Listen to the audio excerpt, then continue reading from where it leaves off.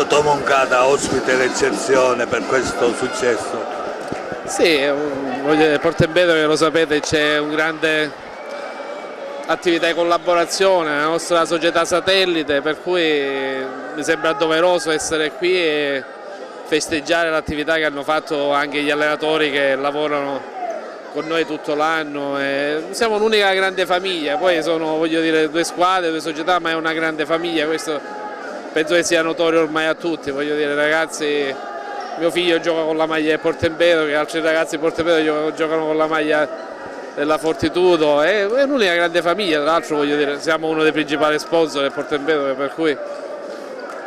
è un impegno che continuiamo e che speriamo diventa sempre più impegnativo, ma speriamo che, voglio dire, il futuro porti anche tante altre soddisfazioni. Io sono stato sempre ottimista e col bicchiere mezzo pieno, ma la Fortitudo ha già vinto il suo campionato con la Lega 2 Silver. Secondo me sì, io sono dell'idea che le cose si costruiscono, questa squadra qui era costruita per vincere questo campionato, la nostra era costruita per salvarci in quel campionato. Siamo arrivati terzi, già abbiamo avuto un grandissimo risultato, siamo andati a giocarci la nostra partita a Matera, poi per il resto i ragazzi hanno fatto la loro parte, la società ha fatto la loro parte, i dirigenti hanno fatto la loro parte,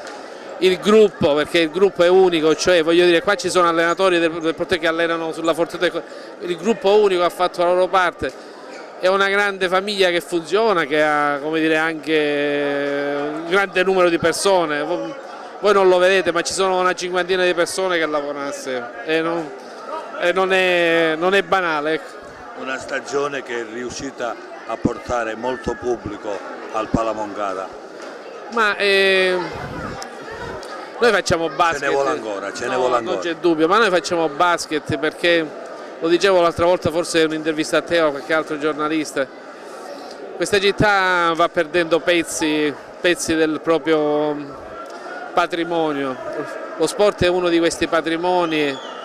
e io fino a quando dico ecco ce la faccio tendo a mantenerlo in una condizione che sia di soddisfazione e di, vedi quanti ragazzini che ci sono che corrono, questa è la parte più bella. Se cominciassimo a perdere pezzi di questa cosa sarebbe sicuramente non giusto.